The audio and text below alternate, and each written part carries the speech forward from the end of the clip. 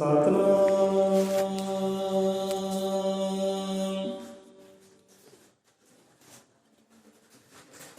ਬੋਲੇ ਸੋ ਨਿਰਭੈ ਪ੍ਰਭੂ ਵਾਲਮੀਕਿ ਮਹਾਰਾਜ ਜੀ ਕੀ ਜੈ।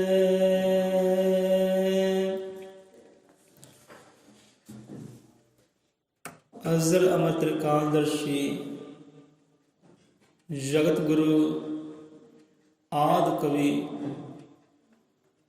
ਦਾਤਾ ਜੀ ਸਭ ਜੀਵਾਂ ਦੇ ਅੰਗ ਸੰਗ ਸਹਾਈ ਹੋਣ।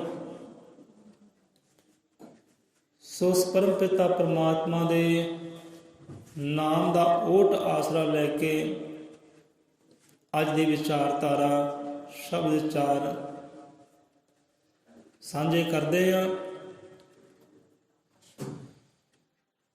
ਬੋਲੇ ਸੋ ਨਿਰਭੈ ਅਜ਼ਰ ਮਤ ਤ੍ਰਿਕਾਲਦਰਸ਼ੀ ਸ੍ਰਿਸ਼ਟੀ ਕਰਤਾ ਜਗਤ ਗੁਰੂ ਆਦਿ ਕਵੀ ਵਾਲਮੀਕਿ ਦਇਆਵਾਨ ਜੀ ਕੀ ਜੈ। ਆਦਿ ਕਵੀ ਕਿਆ ਕਲਮ ਦੀ ਸ਼ਕਤੀ, ਆਦਿ ਕਵੀ ਕਿਹਾ ਕਲਮ ਦੀ ਸ਼ਕਤੀ ਰਾਜ ਕਰੇ ਤਲਵਾਰਾਂ ਉੱਤੇ। ਆਦਿ ਵਾਸੀਏ ਜੁਗਾਂ ਜੁਗਾਂ ਤੋਂ ਪੂਰਨਨਾਥ ਜਗਾ ਦੇ ਸੁੱਤੇ। ਸੋ ਇੱਥੇ ਪਰਮ ਪਿਤਾ ਪਰਮਾਤਮਾ ਉਹ ਆਦਿ ਕਵੀ ਖੁਦ ਫਰਮਾਨ ਕਰਦੇ ਨੇ, ਹੁਕਮ ਕਰਦੇ ਨੇ ਆਪਣੇ ਦਾਸਾਂ ਨੂੰ, ਆਪਣੇ ਪਿਆਰਿਆਂ ਨੂੰ ਕਿ ਕਲਮ ਦੀ ਸ਼ਕਤੀ ਦੇ ਨਾਲ ਸੁੱਤੇ ਹੋਏ ਜਜ਼ਬਾਤਾਂ ਨੂੰ ਜਗਾਉਣਾ ਕਰਦੇ ਹੋ। ਆਦਿ ਕਵੀ ਕਿਹਾ ਕਲਮ ਦੀ ਸ਼ਕਤੀ ਰਾਜ ਕਰੇ ਤਲਵਾਰਾਂ ਉੱਤੇ। ਉੱਥੇ ਭੀਮ ਰਾਓ ਜੀ ਸਾਹਿਬ ਸ਼ਕਤੀਵਾਨ ਉਹ ਵੀ ਸਮਝਾਉਣਾ ਕਰਦੇ ਨੇ ਆਪਣੇ ਵਿਧਾਨ ਦੇ ਅੰਦਰ, ਸੰਵਿਧਾਨ ਦੇ ਅੰਦਰ ਕਿ ਹਜ਼ਾਰਾਂ ਹੀ ਤਲਵਾਰਾਂ ਹੋਣ, ਲੱਖਾਂ ਹੀ ਤਲਵਾਰਾਂ ਹੋਣ, ਲੱਖਾਂ ਹੀ ਤਲਵਾਰਾਂ ਤੇ ਇੱਕ ਕਲਮ ਹੀ ਭਾਰੀ ਹੈ। ਕਲਮ ਭਾਰੀ ਹੈ ਲੱਖਾਂ ਤਲਵਾਰਾਂ ਤੇ। ਸੋ ਇੱਥੇ ਵੀ ਉਹੀ ਗੱਲ ਹੈ। ਆਦਿ ਕਵੀ ਕਿਹਾ ਕਲਮ ਦੀ ਸ਼ਕਤੀ, ਕਲਮ ਦੀ ਸ਼ਕਤੀ ਦੱਸ ਰਹੇ ਹੈ ਕਿ ਕਲਮ ਦੀ ਪਾਵਰ ਕੀ ਹੈ। ਆਦਿ ਕਵੀ ਕਿਹਾ ਕਲਮ ਦੀ ਸ਼ਕਤੀ ਰਾਜ ਕਰੇ ਤਲਵਾਰਾਂ ਉੱਤੇ, ਕਿ ਤਲਵਾਰਾਂ ਉੱਤੇ ਕਲਮਾਂ ਵਾਲਿਆਂ ਨੇ ਰਾਜ ਕੀਤਾ ਹੈ, ਹੁਕੂਮਤ ਕੀਤੀ ਹੈ। ਕਲਮਾਂ ਵਾਲਿਆਂ ਨੇ, ਜਿਨ੍ਹਾਂ ਕੋਲ ਕਲਮਾਂ ਹੈ, ਉਹਨਾਂ ਨੇ ਤਲਵਾਰਾਂ ਵਾਲਿਆਂ ਤੇ ਰਾਜ ਕੀਤਾ ਹੈ, ਹੁਕਮ ਚਲਾਇਆ ਹੈ, ਗੁਲਾਮ ਨਹੀਂ ਰਹੇ। ਰਾਜ ਕਰੇ ਤਲਵਾਰਾਂ ਉੱਤੇ ਆਦਿ ਵਾਸੀਏ ਜੁਗਾਂ ਜੁਗਾਂ ਤੋਂ ਪੂਰਨਨਾਥ ਜਗਾ ਦੇ ਸੁੱਤੇ। ਆਦਿ ਵਾਸੀਏ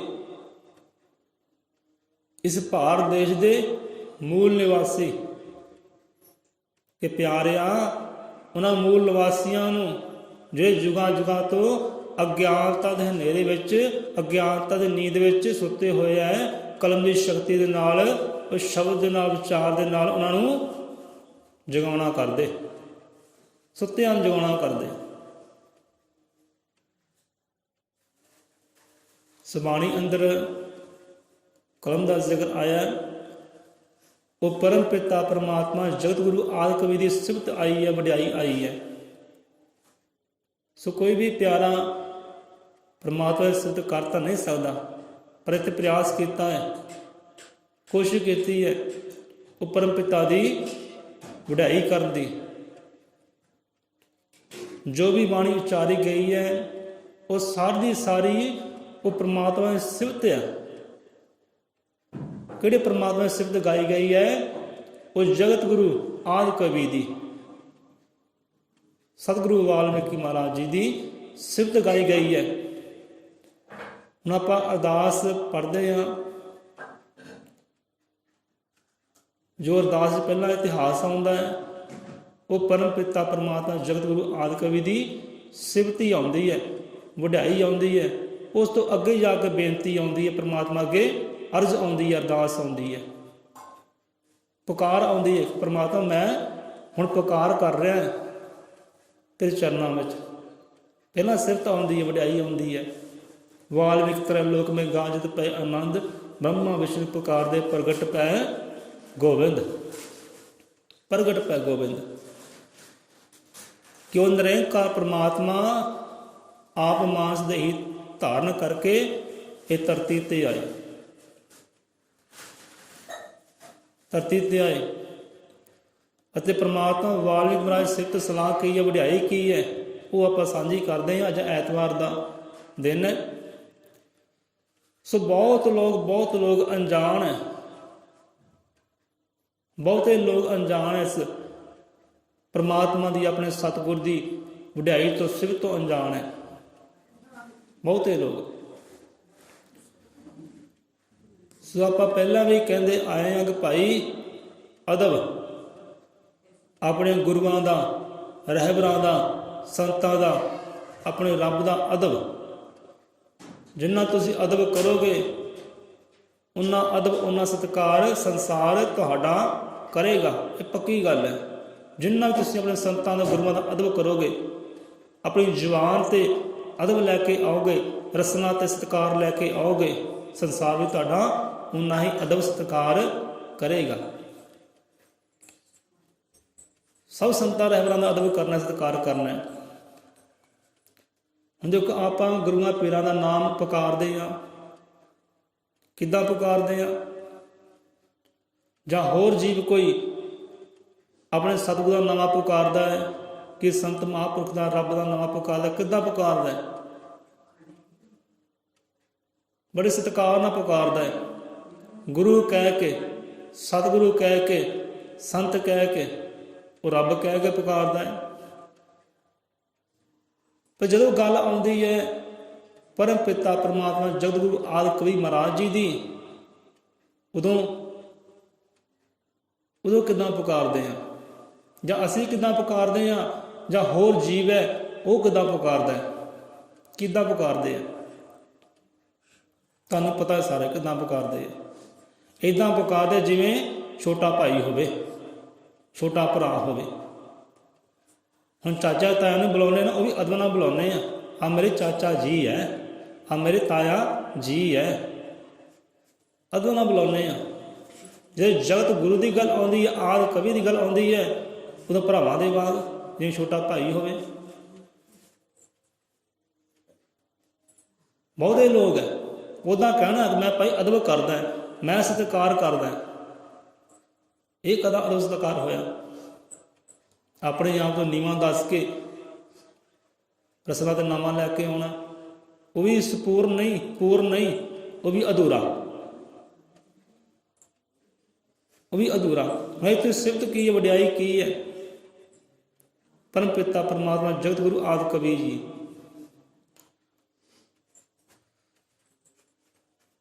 ਬਾਣੀ ਅੰਦਰ ਆਇਆ ਹੈ, ਤੂੰ ਹੀ ਕਰਤਾ ਤੂੰ ਹੀ ਜਾਤਾ, ਤੇਰੀ ਕਲਮਨ ਜਗਤ ਚਲਾਤਾ, ਅਜ਼ਰ ਅਮਰ ਤੇਰੇ ਕਾਲ ਗਿਆਤਾ, ਵਿਸ਼ਵ ਦਰਜਿਬ ਤੁਮਰੇ ਹਾਤਾ।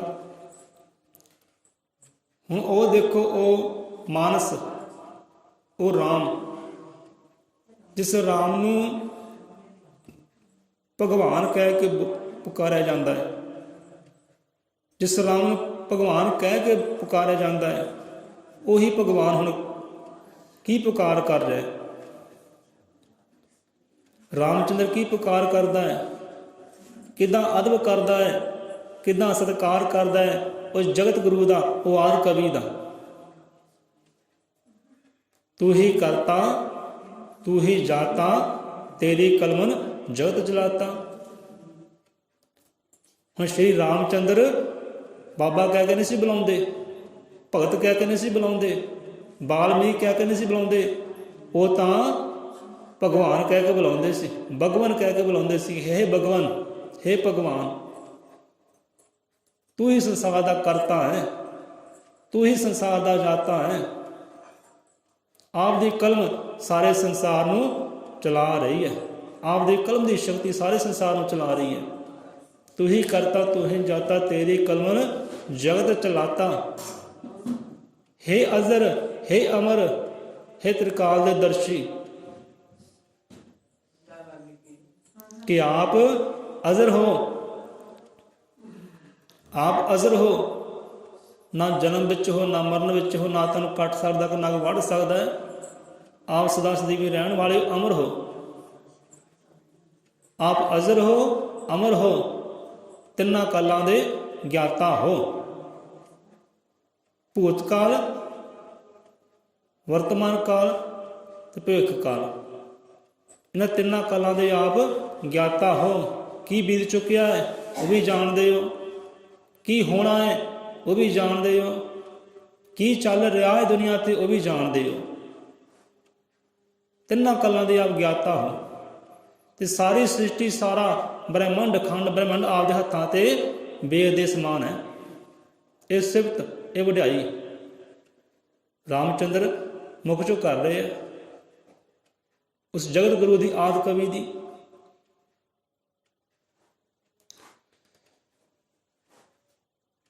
तू ही करता तू ही जाता, तेरी कमल जगत चलाता, अजर अमर तेरे काल ज्ञाता, विश्व दर जम तुमरे हाथा। ये रामचंद्र मुख चो फरमान करते हैं, सिफत गाते, वड्याई गाते हैं और जगत गुरु की, वो आदि कवि की।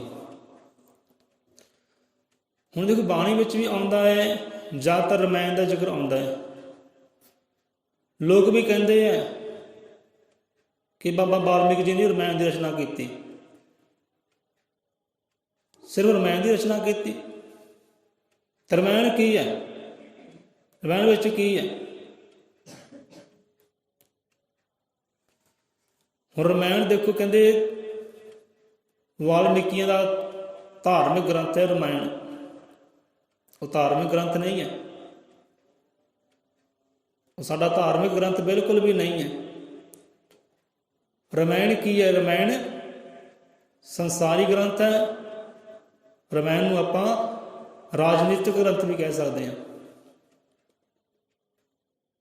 रमायण दे विच की लिखिया है, की उच्चारण किया, की समझाउणा किया है, किदां संसार ते फतेह पाउणी है, किदां धर्म नूं चढ़दे पासे लैके जाना है, धर्म बारे दस्सिया है।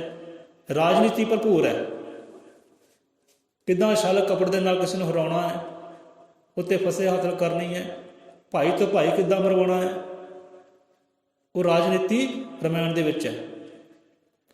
धर्म की गल भी है, राजनीति की भी है। भाई का धर्म की है, भैन का धर्म की है, माता का धर्म की है, एक राजे का धर्म की है, तो प्रजा का धर्म की है,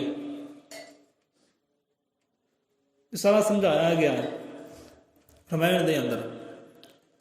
अरदास पढ़ते गाँदे उत्ते भी रमायण का जिक्र आता है, बाणी विच भी रमायण का जिक्र आता है, पर उन्होंने कली रमायण की रचना नहीं की, कली रमायण की रचना नहीं की कि भगवान वाल्मीकि रमायण की रचना की, बस खत्म। हुण सिफत की है, वड्याई की है, परमात्मा वाल्मीकि है की है दुनिया वास्ते, दुनिया वास्ते है की है, सानू बख्शिश की किया परमात्मा वाल्मीकि महाराज जी ने, दुनिया को की बख्शिश किया है। बहुते लोग अनजान इस इतिहास तो। देखो आप बोली बोलते हैं, ये किहदी बख्शिश दात है, लिखते हैं किहदी बख्शिश दात है। किसी ने फिल्म देखी तुहाडे विचों जी पीके फिल्म, पीके पीके उस जो आदमी होंदा है वो होंदा दूसरे ग्रह तो, दूसरे ग्रह तो होंदा नंग तड़ंगा, धरती ते होंदा भटक जाता बेचारा, वो बोल नहीं सकता, सब कुछ वेखदा है, नंग तड़ंगा है, बोल नहीं सकता, बोली है ही नहीं। चलो सीख लेंदा बोली, तरीके दे नाल सीख लेंदा है। उन्होंने पूछा जाता है कि भाई तू किहड़े ग्रह तो आया, मैं फलाने ग्रह तो आया, उत्थे बोली किहड़ी चलती है, पहरावा उत्ते की है, किदां लोगों का रहन सहन है। वो कहता भाई उत्थे बोली कोई नहीं गी, बोली उत्थे भाषा कोई है ही नहीं, शब्द उत्थे है ही नहीं, सारे नंग तड़ंगे रहंदे हैं, वस्त्र उत्थे है ही नहीं, तुसीं गल्लां बातां किदां करदे हो। ਉਹ ਕਹਿੰਦਾ ਅਸੀਂ ਉੱਥੇ ਇਸ਼ਾਰਿਆਂ ਨਾਲ ਗੱਲਾਂ ਕਰਦੇ ਹਾਂ, ਇਸ਼ਾਰੇ ਚੱਲਦੇ, ਬਸ ਇਸ਼ਾਰਾ ਸਮਝਦੇ ਹਾਂ, ਬੋਲੀ ਕੋਈ ਨਹੀਂ, ਸ਼ਬਦ ਕੋਈ ਨਹੀਂ। ਅਤੇ ਸਟਾਰਟਿੰਗ ਵਿੱਚ ਹੈ ਵੀ ਇੱਦਾਂ ਹੀ ਸੀ, ਬਿਲਕੁਲ ਸੱਚੋ ਸੱਚ ਹੈ। ਧਰਤੀ 'ਤੇ ਕੋਈ ਬੋਲੀ ਨਹੀਂ ਸੀ, ਧਰਤੀ 'ਤੇ ਕੋਈ ਸ਼ਬਦ ਨਹੀਂ ਸੀ, ਕੋਈ ਬੋਲੀ ਨਹੀਂ ਸੀ, ਕੋਈ ਭਾਸ਼ਾ ਨਹੀਂ ਸੀ। ਭਾਸ਼ਾ ਕਿੱਦਾਂ ਚੱਲੀ, ਕੌਣ ਚਲਾਉਣ ਵਾਲਾ, ਇਹ ਸ਼ਬਦ ਕਿੱਦਾਂ ਚੱਲਿਆ? ਜਿਵੇਂ ਆਪਾਂ ਬਾਣੀ ਪੜ੍ਹੀ ਗਈ ਹੈ, ਪੰਛੀ ਪ੍ਰੇਮ ਲਗਨ ਚਿਤਕਾਰੀ, ਨਰ ਕੋ ਮਾਰਾ ਦੁਸ਼ਟ ਸਿਕਾਰੀ, ਆਇਆ ਨਾ ਉੱਥੇ, ਪੰਛੀ ਪ੍ਰੇਮ ਲਗਨ ਚਿਤਕਾਰੀ, ਨਰ ਕੋ ਮਾਰਾ ਦੁਸ਼ਟ ਸ਼ਿਕਾਰੀ। ਸ਼ਰਾਬ ਦੀ ਆ ਜੋ ਸ਼ਬਦ ਉਚਾਰ, ਬਣ ਗਈ ਬਾਣੀ ਤਾਰਨਹਾਰ। ਇੱਥੋਂ ਚੱਲੀ ਬਾਣੀ, ਇੱਥੋਂ ਚੱਲੀ ਇਹ ਸ਼ਬਦ, ਇੱਥੋਂ ਚੱਲੀ ਇਹ ਭਾਸ਼ਾ, ਇੱਥੋਂ ਚੱਲੀ ਇਹ ਬੋਲੀ। ਇਹ ਦੁਨੀਆ ਦਾ ਪਹਿਲਾ ਸ਼ਬਦ ਹੈ, ਦੁਨੀਆ ਦਾ ਪਹਿਲਾ ਸ਼ਲੋਕ ਹੈ ਜੋ ਪ੍ਰਮਾਤਮਾ ਵਾਲਮੀਕ ਮਹਾਰਾਜ ਨੇ ਆਪਣੇ ਮੁਖ 'ਚ ਉਚਾਰਨ ਕੀਤਾ। ਦੁਨੀਆ ਦਾ ਪਹਿਲਾ ਸ਼ਬਦ, ਪਹਿਲੀ ਭਾਸ਼ਾ ਸੰਸਕ੍ਰਿਤ। ਮਾਨ ਨਿਸ਼ਾਦ ਪ੍ਰਤਿਸ਼ਾਂਟ, ਮਾਨ ਨਿਸ਼ਾਦ ਪ੍ਰਤਿਸ਼ਾਂਟ, ਇਹ ਪਹਿਲਾ ਸ਼ਬਦ ਹੈ, ਪਹਿਲਾ ਸ਼ਲੋਕ ਹੈ ਦੁਨੀਆ ਦਾ। ਇਹ ਸ਼ਬਦ ਦੇ ਅੰਦਰ ਪੂਰਾ ਬ੍ਰਹਿਮੰਡ ਹੀ ਹੈ। ਉਚਾਰਨ ਵਾਲਾ ਕੌਣ ਹੈ? ਇਹ ਸ਼ਬਦ ਸਤਿਗੁਰੂ ਵਾਲਮੀਕੀ, ਆਦਿ ਕਵੀ ਜਿਹਨੂੰ ਕਹਿੰਦੇ, ਆਦਿ ਕਵੀ। ਗੁਰੂਆਂ ਨੇ ਆਦਿ ਕਵੀ ਕਿਹਾ ਹੈ, ਪਰ ਅੱਜ ਦਾ ਮਾਨਵ ਕਹਿੰਦਾ ਚਾਹੇ ਨਾ ਕਹਿੰਦਾ, ਇਹ ਕੋਈ ਪਰੇ ਦੀ ਗੱਲ ਹੈ। ਗੁਰੂਆਂ ਨੇ ਆਦਿ ਕਵੀ ਕਿਹਾ ਹੈ, ਕਰਤਾ ਪੁਰਖ ਕਿਹਾ ਹੈ, ਲੇਖ ਵਿਦਾਤਾ ਕਿਹਾ ਹੈ, ਆਦਿ ਕਵੀ। ਕਲਮ ਚਲਾਈ ਉਹਨਾਂ ਨੇ, ਸ਼ਬਦ ਚਲਾਏ। ਹੁਣ ਦੁਨੀਆ ਦਾ ਪਹਿਲਾ ਸ਼ਲੋਕ ਇਹ ਹੈ, ਸ਼ਬਦ ਇਹ ਹੈ, ਬੋਲੀ ਇਹ ਹੈ ਸੰਸਕ੍ਰਿਤ। ਪੰਛੀ ਪ੍ਰੇਮ ਲਗਨ ਚਿਤਕਾਰੀ, ਨਰ ਕੋ ਮਾਰਾ ਦੁਸ਼ਟ ਸਿਕਾਰੀ। ਦੇਖਾ ਜਬ ਜੇ ਕੌਤਕ ਸਾਰਾ, ਅੰਤਰ ਹਿਰਦੇ ਉਤਰੀ ਧਾਰਾ। ਸ਼ਰਾਬ ਦੀਆ ਸ਼ਬਦ ਉਚਾਰ, ਬਣ ਗਈ ਬਾਣੀ ਤਾਰਨਹਾਰ। ਬਾਣੀ ਕਿਹਨੂੰ ਕਹਿੰਦੇ ਹੈ? ਬੋਲੀ ਨੂੰ, ਸ਼ਬਦਾਂ ਨੂੰ। ਆਪਾਂ ਜੋ ਬੋਲਦੇ ਹਾਂ ਕੀ ਹੈ? ਇਹ ਬਾਣੀ ਹੈ। ਬਾਣੀ ਚੰਗੀ ਵੀ ਹੋ ਸਕਦੀ ਹੈ ਤੇ ਬਾਣੀ ਮੰਦੀ ਵੀ ਹੋ ਸਕਦੀ ਹੈ। ਹਾਂ ਵੀ ਭਾਈ ਆਪਣੀ ਬਾਣੀ ਨੂੰ ਵਿਸ਼ਰਾਮ ਦੇ, ਚੰਗੀ ਨਹੀਂ ਹੈ ਬਾਣੀ ਨੂੰ ਵਿਸ਼ਰਾਮ ਦੇ, ਕਹਿੰਦੇ ਨਾ ਆਪਾਂ, ਆਪਣੀ ਬਾਣੀ ਨੂੰ ਆਰਾਮ ਦੇ ਭਾਈ, ਬਾਣੀ ਚੰਗੀ ਨਹੀਂ ਹੈ।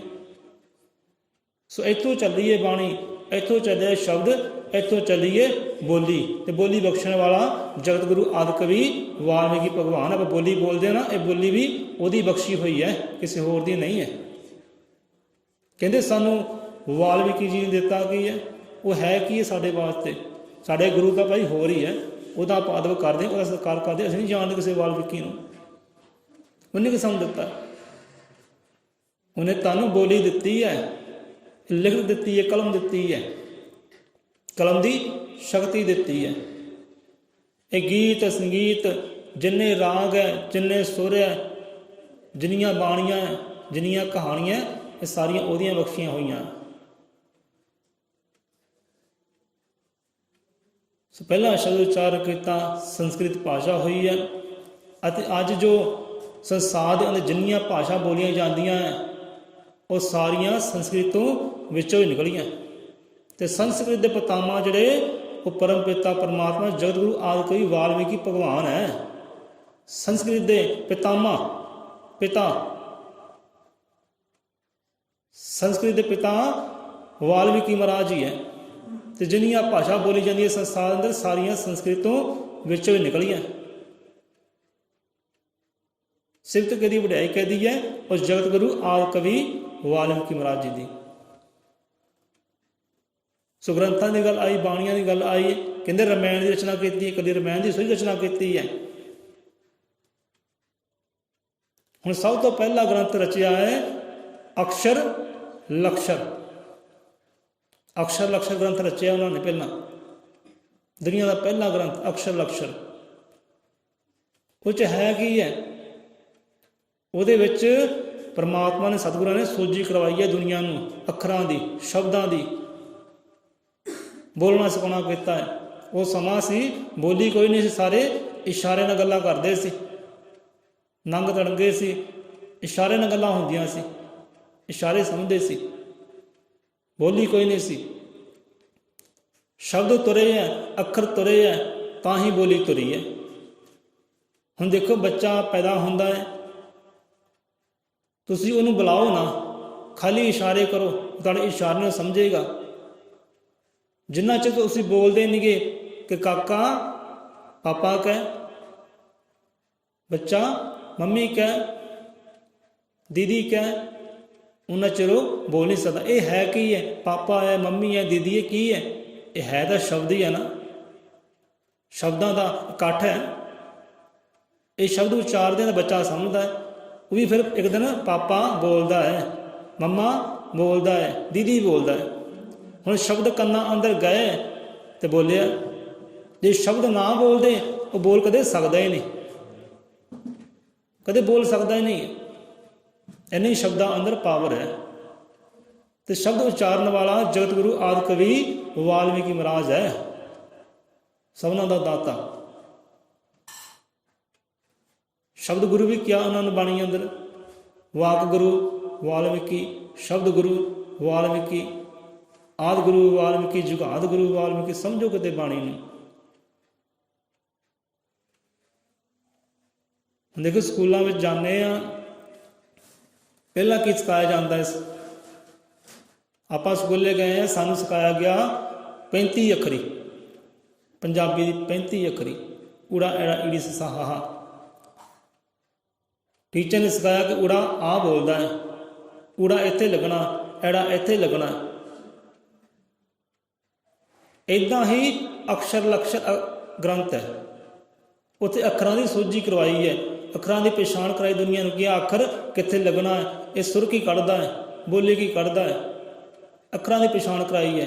35 ਅੱਖਰੀ ਸਾਨੂੰ ਅੱਖਰਾਂ ਦੀ ਪਛਾਣ ਹੁੰਦੀ ਹੈ। 35 ਅੱਖਰੀ ਵਿੱਚ ਫਿਰ ਹੌਲੀ ਹੌਲੀ ਬੋਲਦੇ ਹਾਂ, ਊੜਾ ਕਿੱਥੇ ਲੱਗਣਾ, ਐੜਾ ਕਿੱਥੇ ਲੱਗਣਾ, ਫਿਰ ਸਾਨੂੰ ਬੋਲੀ ਆਉਂਦੀ ਹੈ। ਫੇਰ ਹੀ ਬੋਲੀ ਆਉਂਦੀ ਹੈ ਨਾ, ਪੜ੍ਹਨਾ ਹੀ ਫੇਰ ਹੀ ਆਉਂਦਾ, ਲਿਖਣਾ ਹੀ ਫੇਰ ਹੀ ਆਉਂਦਾ। ਪਹਿਲਾਂ ਅੱਖਰਾਂ ਨੂੰ ਸਮਝਦੇ ਹਾਂ, ਜਾਣਦੇ ਹਾਂ। ਇੱਦਾਂ ਹੀ ਅਕਸ਼ਰ ਲਕਸ਼ਰ ਸਭ ਤੋਂ ਪਹਿਲਾਂ ਗ੍ਰੰਥ ਹੋਇਆ। ਅੱਖਰਾਂ ਦੀ ਸੂਝੀ ਕਰਵਾਈਏ ਦੁਨੀਆ ਨੂੰ ਕਿ ਚਲੋ ਆਓ ਤੈਨੂੰ ਬੋਲਣਾ ਸਿਖਾਈਏ। ਮਾਂ ਸਿਖਾਉਂਦੀ ਨਾ ਬੱਚੇ ਨੂੰ ਬੋਲਣਾ, ਮਾਂ ਹੀ ਸਿਖਾਉਂਦੀ ਹੈ ਨਾ। ਜਦ ਬਾਪੂ ਸਿਖਾਉਂਦਾ ਬੱਚੇ ਨੂੰ ਬੋਲਣਾ, ਬੱਚਾ ਤੂੰ ਆ ਬੋਲ। ਇੱਦਾਂ ਹੀ ਉਹ ਪਰਮਾਤਮਾ ਸਾਡਾ ਪਿਤਾ ਹੈ, ਉਹ ਹੁਣ ਆਪ ਸਿਖਾ ਰਿਹਾ ਦੁਨੀਆ ਨੂੰ ਕਿ ਭਲਿਆ ਲੋਕਾਂ ਨੂੰ ਬੋਲਣਾ ਸਿੱਖ। ਬਹੁਤ ਇਸ਼ਾਰੇ ਹੋ ਗਏ ਹੈ, ਹੁਣ ਬੋਲਣਾ ਸਿੱਖ, ਆਹ ਤੈਨੂੰ ਬੋਲਣਾ ਸਿਖਾਈਏ। ਅੱਖਰ ਦਿੱਤੇ ਹੈ, ਅਕਸ਼ਰ ਲਕਸ਼ ਗ੍ਰੰਥ ਵਿੱਚੋਂ ਰਚਨਾ ਕੀਤੀ ਅੱਖਰਾਂ ਦੀ, ਉਹ ਅੱਖਰ ਸਿਖਾਉਣੇ ਕੀਤੇ ਹੈ ਤੇ ਬੋਲੀ ਤੁਰੀ ਹੈ, ਸ਼ਬਦ ਤੁਰੇ ਹੈ। ਫਿਰ ਬੋਲਣਾ ਆਰੰਭ ਕੀਤਾ ਹੈ ਬੰਦੇ ਨੇ, ਨਹੀਂ ਤਾਂ ਪਹਿਲਾਂ ਕੋਈ ਬੋਲੀ ਨਹੀਂ ਸੀ। ਫਿਰ ਬੋਲਣਾ ਸ਼ੁਰੂ ਕੀਤਾ। ਅਕਸ਼ਰ ਲਕਸ਼ਰ ਗ੍ਰੰਥ ਹੋਇਆ ਪਹਿਲਾਂ। ਉਸ ਦੇ ਨਾਲ ਹੀ ਵਿਆਕਰਨ ਇਹ ਗ੍ਰੰਥ ਹੋਇਆ। ਉਹ 'ਚ ਵੀ ਸਾਰੀ ਵਿੱਦਿਆ ਬਾਰੇ ਦੱਸਿਆ ਗਿਆ, ਅੱਖਰਾਂ ਬਾਰੇ ਦੱਸਿਆ, ਅੱਖਰਾਂ ਦੀ ਸੂਝੀ ਕਰਵਾਈ ਹੈ, ਭਾਸ਼ਾ ਦਾ ਗਿਆਨ ਦਿੱਤਾ ਹੈ, ਬੋਲਣਾ ਸਿਖਾਇਆ। ਪੰਜਾਬੀ ਸਕੂਲੇ ਜਾਂਦੇ ਹਾਂ, 35 ਅੱਖਰੀ ਸਿਖਾਈ ਜਾਂਦੀ ਹੈ। ਫਿਰ ਸਾਨੂੰ ਪੰਜਾਬੀ ਆਉਂਦੀ ਹੈ। ਜੇ ਪੰਜਾਬੀ ਸਿੱਖਣੀ ਹੈ, ਲਿਖਣੀ ਬੋਲਣੀ, ਤਾਂ 35 ਅੱਖਰੀ ਆਉਣੀ ਚਾਹੀਦੀ ਹੈ। ਸਾਨੂੰ ਅੱਜ ਹੀ 35 ਅੱਖਰੀ ਚੇਤੇ ਹੈ, ਭੁੱਲੀ ਨਹੀਂ ਹੈ, ਵਿਸਰੀ ਨਹੀਂ ਹੈ। ਜੇ ਪੜ੍ਹਨੀ ਹੈ ਅੰਗਰੇਜ਼ੀ ਤਾਂ 26 ਅੱਖਰੀ ਤੁਹਾਨੂੰ ABC ਸਿੱਖਣੀ ਪੈਣੀ ਹੈ। ਜਿੰਨਾ ਚਿਰ ਤੁਹਾਨੂੰ ABC ਨਹੀਂ ਆਉਂਦੀ, ABCD ਦੀ ਪਛਾਣ ਨਹੀਂ ਆਉਂਦੀ, ਸੋਝ ਨਹੀਂ ਆਉਂਦੀ, ਤੁਹਾਨੂੰ ਅੰਗਰੇਜ਼ੀ ਕਦੇ ਆ ਹੀ ਨਹੀਂ ਸਕਦੀ। ਜੇ ਹਿੰਦੀ ਬੋਲਣੀ ਹੈ ਤਾਂ ਕਾ ਖਾ ਗਾ, ਉਹਦੀ ਪਛਾਣ ਕਰਨੀ ਪੈਣੀ ਹੈ। ਇਹ ਪਛਾਣ ਕਰਵਾਈਏ ਸਾਨੂੰ ਜਗਤ ਗੁਰੂ ਆਦਿ ਕਵੀ ਵਾਲਮੀਕੀ ਮਹਾਰਾਜ ਜੀ ਨੇ ਕਿ ਭਾਈ ਪਛਾਣ ਕਰ, ਬੋਲ ਹੁਣ ਬੋਲੀ। ਤਾਂ ਪਹਿਲਾ ਗ੍ਰੰਥ ਅਕਸ਼ਰ ਲਕਸ਼ਰ ਹੋਇਆ, ਰਚੇਤਾ ਹੋਇਆ ਸਤਿਗੁਰੂ ਜਗਤ ਗੁਰੂ ਆਦਿ ਕਵੀ ਵਾਲਮੀਕੀ ਮਹਾਰਾਜ ਜੀ। ਅੱਜ ਲੋਕੀ ਕਹਿੰਦੇ ਕਿ ਸਾਨੂੰ ਬਖਸ਼ਿਆ ਕੀ ਹੈ, ਅਸੀਂ ਕਿਉਂ ਨਵਾਂ ਲਈਏ, ਅਸੀਂ ਕਿਉਂ ਅਦਬ ਕਰੀਏ। ਨਹੀਂ ਕਰਨਾ ਪਏ ਨਾ, ਕੋਈ ਤੁਹਾਡੇ ਜ਼ੋਰ ਸੋਰੀ ਹੈ। ਪਰ ਜਾਣੋ ਕਿ ਸਾਨੂੰ ਦਿੱਤਾ ਕੀ ਹੈ, ਕੀਤਾ ਕੀ ਹੈ ਸਾਡੇ ਵਾਸਤੇ। ਉਹਨਾਂ ਨੇ ਇਹ ਬਾਣੀ ਦਿੱਤੀ ਹੈ, ਇਹ ਬੋਲੀ ਦਿੱਤੀ ਹੈ, ਸ਼ਬਦ ਦਿੱਤੇ ਹੈ, ਕਲਮ ਦਿੱਤੀ ਹੈ। ਅਤੇ ਕਲਮ ਨਾਲ ਬੰਦੇ ਦੀ ਵਡਿਆਈ ਹੈ, ਸਿਫਤ ਹੈ। ਵਿੱਦਿਆ ਨਾਲ, ਗਿਆਨ ਦੇ ਨਾਲ ਸਿਫਤ ਹੈ ਬੰਦੇ ਦੀ। ਸਾਨੂੰ ਗਿਆਨ ਦਿੱਤਾ ਹੈ, ਵਿਗਿਆਨ ਵੀ ਦਿੱਤਾ ਹੈ, ਸਾਨੂੰ ਗਿਆਨ ਵੀ ਦਿੱਤਾ ਅਤੇ ਵਿਗਿਆਨ ਵੀ ਦਿੱਤਾ ਇਹਨਾਂ ਨੇ। ਵਿਗਿਆਨ ਵੀ ਉੱਥੇ ਹੀ ਤੁਰਿਆ ਹੈ। ਵਿਗਿਆਨ ਦੀ ਸ਼ਕਤੀ ਜਿਹੜੀ ਹੈ ਉਹ ਵੀ ਉਹਨਾਂ ਨੇ ਤੋਰੀ ਹੈ, ਉਹ ਵੀ ਕਿਤੇ ਆਪਾਂ ਸਾਂਝੀ ਕਰਾਂਗੇ। ਸੋ ਗ੍ਰੰਥ ਹੋਏ ਅਕਸ਼ਰ ਲਕਸ਼ਰ। ਇਸ ਤੋਂ ਬਾਅਦ ਬ੍ਰਹਮ ਸੇ ਬ੍ਰਾਹਮਣ ਤੱਕ ਪ੍ਰਕਿਰਤੀ ਗ੍ਰੰਥ ਲਿਖੇ ਹੈ। ਆਤਮ ਕਥਾ ਆਪਾਂ ਅਰਦਾਸ ਪੜ੍ਹਦੇ ਕਹਿੰਦੇ ਨਾ, ਪੜ੍ਹੇ ਸੁਣੇ ਜੋ ਅਮਰ ਕਥਾ, ਇਹ ਉਹੀ ਗ੍ਰੰਥ ਦੀ ਗੱਲ ਹੈ। ਆਤਮ ਕਥਾ, ਆਤਮ ਕਥਾ ਦਾ ਉਹਨੇ ਗ੍ਰੰਥ ਦੀ ਰਚਨਾ ਕੀਤੀ, ਆਤਮ ਕਥਾ ਗ੍ਰੰਥ ਹੈ। ਮਾਨਸ ਚਰਿੱਤਰ ਹੋਇਆ, ਰਾਮ ਮਾਨਸ ਚਰਿੱਤਰ ਗ੍ਰੰਥ ਲਿਖਿਆ, ਸ਼ਬਦ ਸਾਰ ਲਿਖਿਆ, ਸੱਤਿਆ ਸਰੂਪ ਲਿਖਿਆ ਹੈ, ਸ੍ਰਿਸ਼ਟੀ ਨਿਰਮਾਣ ਲਿਖਿਆ ਹੈ। ਇੱਦਾਂ ਹੀ ਜਿਸ ਨੂੰ ਆਪਾਂ ਕਹਿੰਦੇ ਹਾਂ ਯੋਗ ਵਿਸ਼ਿਸ਼ਟ ਬਾਣੀ ਆਪਾਂ ਪੜ੍ਹੀ ਗਈ ਹੈ, ਬਾਣੀ ਗਾਈ ਗਈ ਹੈ, 3 ਵਾਰ ਜ਼ਿਕਰ ਆਇਆ ਹੈ ਯੋਗ ਵਿਸ਼ਿਸ਼ਟ ਦਾ। ਹੁਣ ਜੋ ਪਹਿਲਾ ਗ੍ਰੰਥ ਸੀ, ਹੁਣ ਕਹਿੰਦੇ ਆ ਰਮਾਇਣ ਇਹਨਾਂ ਲੋਕਾਂ ਦਾ ਧਾਰਮਿਕ ਗ੍ਰੰਥ ਹੈ। ਧਾਰਮਿਕ ਗ੍ਰੰਥ ਨਹੀਂ, ਉਹ ਰਾਜਨੀਤਿਕ ਗ੍ਰੰਥ ਹੈ। ਕੋਈ ਵੀ ਪੜ੍ਹ ਸਕਦਾ ਹੈ, ਸਿੱਖਿਆ ਲੈ ਸਕਦਾ ਹੈ, ਕਿੱਦਾਂ ਵੱਢ ਵਢਾਂਗੇ ਕਰਕੇ ਹੁਕੂਮਤ ਕਰਨੀ ਹੈ ਸਿੱਖ ਸਕਦਾ ਹੈ। ਜੋ ਸਾਡਾ ਧਾਰਮਿਕ ਗ੍ਰੰਥ ਹੈ ਉਹ ਸਾਡਾ ਧਾਰਮਿਕ ਗ੍ਰੰਥ ਯੋਗ ਵਿਸ਼ਿਸ਼ਟ ਹੈ। ਯੋਗ ਵਿਸ਼ਿਸ਼ਟ ਦੇ ਅੰਦਰ ਕੀਤਾ ਕੀ ਦੱਸਿਆ ਕੀ ਹੈ? ਧਰਮ ਬਾਰੇ ਦੱਸਿਆ ਹੈ। ਧਰਮ, ਅਰਥ, ਕਾਮ, ਮੋਕਸ਼, ਆਤਮਾ, ਪਰਮਾਤਮਾ, ਮਨ, ਇਹ ਮਾਨਸ, ਇਹ ਮਨੁੱਖ ਦੇ ਸਾਰੇ ਅੰਗਾਂ ਬਾਰੇ ਦੱਸਿਆ, ਸਿਰ ਤੋਂ ਲੈ ਕੇ ਪੈਰਾਂ ਤੱਕ। ਬਣਤ ਕਿੱਦਾਂ ਬਣੀ ਹੈ ਇਨਸਾਨ ਦੀ, ਕਿੱਦਾਂ ਰੂਪ ਵਿੱਚ ਆਇਆ, ਕਿੱਦਾਂ ਸ਼ਕਲ ਵਿੱਚ ਆਇਆ, ਇਹ ਆਪਣਾ ਕਿਰਦਾਰ ਨਿਭਾ ਕਿੱਦਾਂ ਰਿਹਾ ਹੈ, ਕਿੱਦਾਂ ਚੱਲਦਾ ਫਿਰਦਾ, ਕਿੱਦਾਂ ਬੋਲਦਾ ਹੈ, ਉਹ ਸਾਰਾ ਯੋਗ ਵਿਸ਼ਿਸ਼ਟ ਦੇ ਅੰਦਰ ਹੈ। ਸਾਡਾ ਧਾਰਮਿਕ ਗ੍ਰੰਥ ਯੋਗ ਵਿਸ਼ਿਸ਼ਟ ਹੈ। ਅਤੇ ਯੋਗ ਵਿਸ਼ਿਸ਼ਟ ਦਾ ਪਹਿਲਾ ਨਾਮ ਯੋਗ ਵਿਸ਼ਿਸ਼ਟ ਨਹੀਂ ਸੀ, ਉਹਦਾ ਨਾਮ ਸੀ ਮੋਕਸ਼ ਪਾਏ। ਕੀ ਸੀ ਨਾਮ? ਮੋਕਸ਼ ਪਾਏ। ਚੇਤਾ ਰੱਖਿਓ, ਪੁੱਛਣਾ ਵੀ ਆਪਾਂ ਬਾਅਦ ਤੁਹਾਡੇ ਕੋਲ। ਯੋਗ ਵਿਸ਼ਿਸ਼ਟ ਦਾ ਪਹਿਲਾ ਨਾਮ ਮੋਕਸ਼ ਪਾਏ ਗ੍ਰੰਥ ਸੀ। ਮੋਕਸ਼ ਪਾਏ ਪੂਰੀ ਕਾਇਨਾਤ ਦਾ, ਬ੍ਰਹਿਮੰਡ ਦਾ, ਪ੍ਰਕਿਰਤੀ ਦਾ, ਆਤਮਾ ਦਾ, ਪਰਮਾਤਮਾ ਦਾ, ਧਰਮ ਦਾ, ਅਰਥ, ਕਾਮ, ਮੋਕਸ਼, ਮੁਕਤੀ, ਉਹ ਸਾਰਾ ਵਿਚਾਰ ਯੋਗ ਵਿਸ਼ਿਸ਼ਟ ਦੇ ਅੰਦਰ ਹੈ। ਮੋਕਸ਼ ਪਾਏ ਗ੍ਰੰਥ ਦੇ ਅੰਦਰ ਹੈ। 32,000 ਉਹਦੇ ਸ਼ਲੋਕ ਹੈ। ਰਚਨਹਾਰ ਇੱਕੋ ਹੀ ਹੈ, ਪਰਮ ਪਿਤਾ ਪਰਮਾਤਮਾ ਜਗਤਗੁਰੂ ਆਦਿ ਕਵੀ ਵਾਲਮੀਕ ਮਹਾਰਾਜ ਜੀ। ਸੋ 14 ਗ੍ਰੰਥ ਲਿਖੇ ਹੈ। 14 ਗ੍ਰੰਥਾਂ ਦੀ ਉਹਨਾਂ ਇਕੱਲਿਆਂ ਨੇ ਰਚਨਾ ਕੀਤੀ ਹੈ। ਲੋਕੀ ਜਾਣ ਕਿਉਂ ਨਹੀਂ ਸਕੇ, ਪਛਾਣ ਕਿਉਂ ਨਹੀਂ ਸਕੇ? ਕਿਉਂਕਿ ਕਿਤੇ ਵੀ ਉਹਨਾਂ ਨੇ ਆਪਣਾ ਨਾਮਾ ਦਰਜ ਨਹੀਂ ਕੀਤਾ। ਇਹ ਹੈ ਰੱਬ ਦੀ ਵਡਿਆਈ, ਇਹ ਹੈ ਪਰਮਾਤਮਾ ਦੀ ਸਿਫਤ। ਉਹ ਕਿਤੇ ਵੀ ਆਪਣਾ ਨਾਮਾ ਨਹੀਂ ਛੱਡਦਾ।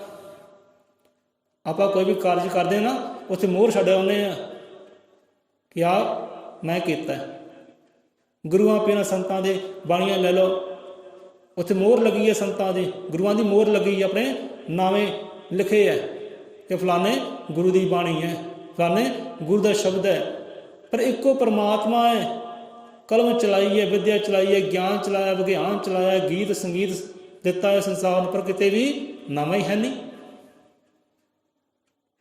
ਬਾਣੀ ਅੰਦਰ ਕਿਤੇ ਉਹਨਾਂ ਦਾ ਨਾਮ ਹੀ ਹੈ ਨਹੀਂ ਕਿ ਅਸੀਂ ਇਹ ਰਚਨਾ ਕੀਤੀ ਹੈ। ਨਹੀਂ, ਕਿ ਪਰਮਾਤਮਾ ਇੱਦਾਂ ਨਹੀਂ ਕਰਦਾ।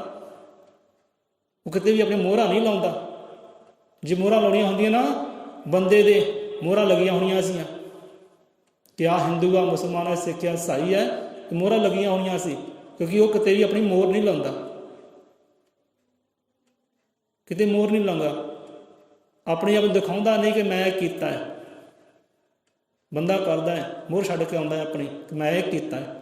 ਰੱਬ ਨਹੀਂ ਇੱਦਾਂ ਕਰਦਾ। ਇਸ ਕਰਕੇ ਬੰਦਾ ਉਹਨਾਂ ਨੂੰ ਜਾਣ ਹੀ ਨਹੀਂ ਸਕਿਆ, ਪਛਾਣ ਨਹੀਂ ਸਕਿਆ ਉਹ ਕੀ ਕਰਨ ਵਾਲੇ, ਕੀਤਾ ਕੀ ਉਹਨਾਂ ਨੇ, ਇਸ ਕਰਕੇ ਪਛਾਣ ਨਹੀਂ ਸਕਿਆ, ਅਣਜਾਣ ਹੈ। ਸੋ ਸੰਸਕ੍ਰਿਤ ਭਾਸ਼ਾ ਹੋਈ ਹੈ ਦੁਨੀਆ ਦੀ ਪਹਿਲੀ ਭਾਸ਼ਾ। ਦੂਸਰੀ ਭਾਸ਼ਾ ਹੋਈ ਹੈ ਦਰਾਵੜ ਭਾਸ਼ਾ। ਪਹਿਲੀ ਸੰਸਕ੍ਰਿਤ ਪਿਤਾਮਾ ਵਾਲਮੀਕੀ, ਸੰਸਕ੍ਰਿਤ ਤੇ ਦੂਜੀ ਭਾਸ਼ਾ ਨਿਕਲੀ ਹੈ ਦਰਾਵੜ ਭਾਸ਼ਾ। ਉਸ ਤੋਂ ਅੱਗੇ ਜਾ ਕੇ ਅੰਗਰੇਜ਼ੀ ਨਿਕਲੀ ਹੈ, ਪੰਜਾਬੀ ਨਿਕਲੀ ਹੈ, ਹਿੰਦੀ ਲਿਖੀ ਹੈ, ਮਰਾਠੀ ਨਿਕਲੀ ਹੈ, ਸਾਰੀਆਂ ਉੱਥੋਂ ਹੀ ਨਿਕਲੀ ਹੈ। ਸੰਸਕ੍ਰਿਤ ਮਾਂ ਹੈ। ਕੌਮੀ ਗੱਲ ਗਿਆਨ ਪ੍ਰਕਾਸ਼ ਦੀ ਬਾਣੀ ਅੰਦਰ ਵੀ ਆਉਂਦਾ ਹੈ ਕਿ ਸੰਸਕ੍ਰਿਤ ਸਾਰੀਆਂ ਭਾਸ਼ਾਵਾਂ ਦੀ ਮਾਂ ਹੈ। ਉੱਥੇ ਮਾਂ ਆਉਂਦਾ ਹੈ ਕਿ ਸਾਰੇ ਧੀਆਂ ਪੁੱਤਰ ਹੈ ਇਹਦੇ, ਜਿੰਨੀਆਂ ਭਾਸ਼ਾਵਾਂ ਹੈ, ਜਿੰਨੀਆਂ ਬਾਣੀਆਂ, ਜਿੰਨੀਆਂ ਗ੍ਰੰਥ ਹੈ, ਜਿੰਨੇ ਵੇਦ ਸ਼ਾਸਤਰ ਹੈ, ਇਹ ਯੋਗ ਵਿਸ਼ਿਸ਼ਟ ਸੰਸਕ੍ਰਿਤ ਦੇ ਧੀਆਂ ਪੁੱਤਰ ਹੀ ਹੈ। ਕਿ ਜੋ ਕੁਛ ਯੋਗ ਵਿਸ਼ਿਸ਼ਟ ਦੀ ਬਾਣੀ ਅੰਦਰ ਹੈ, ਮੋਕਸ਼ ਪਾਏ ਗ੍ਰੰਥ ਵਿੱਚ ਹੈ, ਸਾਰਿਆਂ ਗ੍ਰੰਥਾਂ ਅੰਦਰ ਹੈ। ਮਾਂ ਜਿਹੜੀ ਸੰਸਕ੍ਰਿਤ ਹੈ, ਮਾਂ ਮੋਕਸ਼ ਪਾਏ ਗ੍ਰੰਥ ਹੈ। ਬਾਣੀਆਂ ਉੱਥੋਂ ਤੁਰੀਆਂ, ਇਹ ਕਹਾਣੀਆਂ ਉੱਥੋਂ ਤੁਰੀਆਂ, ਇਹ ਵਿਦਿਆ ਉੱਥੋਂ ਤੁਰੀ ਹੈ। ਇਹ ਬੋਲੀ ਜੋ ਅਸੀਂ ਬੋਲਦੇ ਹਾਂ ਸਾਰੀਆਂ ਉਹਨਾਂ ਦੀਆਂ ਬਖਸ਼ੀਆਂ ਹੋਈਆਂ ਹੈ। ਸੋ ਅਹਿਸਾਨ ਸ਼ੁਕਰਾਨਾ ਕਰਿਆ ਕਰੋ ਭਾਈ। ਸ਼ੁਕਰ ਹੈ ਜਗਤ ਗੁਰੂ ਆਦਿ ਕਵੀ ਤੇਰਾ ਸ਼ੁਕਰ ਹੈ। ਹੁਣ ਆਦਿ ਕਵੀ ਕਿਸੇ ਹੋਰ ਨੂੰ ਕਿਉਂ ਨਹੀਂ ਕਿਹਾ ਗਿਆ? ਬ੍ਰਹਮਾ ਹੋਏ, ਵਿਸ਼ਨੂੰ ਹੋਏ, ਮਹੇਸ਼ ਹੋਏ ਹੈ, ਦੇਵੀ ਦੇਵਤੇ ਦੇਵੀਆਂ ਹੋਈਆਂ, ਉਹਨਾਂ ਨੂੰ ਆਦਿ ਕਵੀ ਕਿਉਂ ਨਹੀਂ ਕਿਹਾ ਗਿਆ? ਕਿਉਂਕਿ ਜਿਹਨੇ ਕਲਮ ਚਲਾਈ ਹੈ, ਜਿਹਨੇ ਸ਼ਬਦ ਚਲਾਏ ਹੈ, ਬਾਣੀ ਚਲਾਈ ਹੈ, ਉਹਨੂੰ ਦਰਜਾ ਮਿਲਿਆ ਆਦਿ ਕਵੀ ਦਾ। ਜਿਹਦੀ ਹੱਥ ਵਿੱਚ ਕਲਮ ਹੈ ਉਹੀ ਆਦਿ ਕਵੀ ਹੈ। ਸੋ 7 ਅਰਬ 38 ਕਰੋੜ 50 ਲੱਖ 7 ਅਰਬ 38 ਕਰੋੜ 50 ਲੱਖ ਜੋ ਸ਼ਬਦ ਹੈ ਨਾ, ਇਹ ਸਾਰੇ ਮੋਕਸ਼ ਪਾਏ ਗ੍ਰੰਥ ਵਿੱਚ ਨਿਕਲੇ। 7 ਅਰਬ 38 ਕਰੋੜ 50 ਲੱਖ ਸ਼ਬਦਾਂ ਦਾ ਪ੍ਰਯੋਗ ਕੀਤਾ ਗਿਆ ਹੈ ਮੋਕਸ਼ ਪਾਏ ਯੋਗ ਸਿੱਧੀ ਬਾਣੀ ਚੋਂ ਲੈ ਕੇ, ਸ਼ਬਦਾਂ ਚੋਂ ਲੈ ਕੇ। 7099 ਭਾਸ਼ਾ ਹੈ ਸੰਸਾਰ ਤੇ, ਵੱਧ ਵੀ ਹੋ ਸਕਦੀਆਂ। 7099 ਭਾਸ਼ਾ ਹੈ ਸੰਸਾਰ ਤੇ ਸਾਰਿਆਂ ਦੀ ਮਾਂ ਜਿਹੜੀ ਉਹ ਸੰਸਕ੍ਰਿਤ ਹੈ। ਤੇ ਸੰਸਕ੍ਰਿਤ ਪਿਤਾਮਾ ਵਾਲਮੀਕੀ ਦਇਆਵਾਨ ਜੀ ਆਦਿ ਕਵੀ ਹੈ। ਸੋ ਅੱਜ ਵਾਸਤੇ ਇੰਨਾ ਹੀ ਬਹੁਤ ਹੈ। ਗ੍ਰੰਥ ਦੀ ਗੱਲ ਕਰਦੇ, ਉਹਨਾਂ ਨੇ ਆਯੁਰਵੈਦਿਕ ਗ੍ਰੰਥ ਵੀ ਲਿਖੇ ਹੈ। ਜੋ ਭਾਰਤ ਅੰਦਰ ਆਯੁਰਵੈਦਿਕ ਮੈਡੀਕਲ ਹੈ, ਆਯੁਰਵੈਦਿਕ ਗ੍ਰੰਥ ਵੀ ਉਹਨਾਂ ਨੇ ਲਿਖਣਾ ਕੀਤਾ ਹੈ। ਆ ਭਾਰਤ ਦੇ ਯੋਗ ਆਸਨ ਹੁੰਦੇ ਆ, ਇਹ ਪ੍ਰਦੇਸ਼ਾਂ ਵਿੱਚ ਵੀ ਹੁੰਦੇ ਯੋਗ ਆਸਨ। ਯੋਗ ਆਸਨ ਕਰਕੇ ਬੰਦਾ ਤੰਦਰੁਸਤ ਰਹਿੰਦਾ ਹੈ। ਯੋਗ ਆਸਨ ਉੱਪਰ ਵੀ ਉਹ ਆਦਿ ਕਵੀ ਗ੍ਰੰਥ ਪਹਿਲੇ ਲਿਖਣੇ ਕੀਤੇ ਸੀ। ਆਯੁਰਵੈਦਿਕ ਗ੍ਰੰਥ ਪਹਿਲੇ ਲਿਖਣੇ ਕੀਤੇ ਸੀ ਕਿ ਭਾਈ ਆ ਲਿਖ ਰਹੇ ਹਾਂ, ਜੋ ਪੜ੍ਹੇਗਾ, ਸੁਣੇਗਾ, ਵਿਚਾਰੇਗਾ, ਹਕੀਮ ਬਣ ਜਾਏਗਾ, ਵੈਦ ਬਣ ਜਾਏਗਾ, ਮਾਲਕ ਬਣ ਜਾਏਗਾ। 14 ਗ੍ਰੰਥਾਂ ਦੀ ਰਚਨਾ ਕੀਤੀ ਹੈ।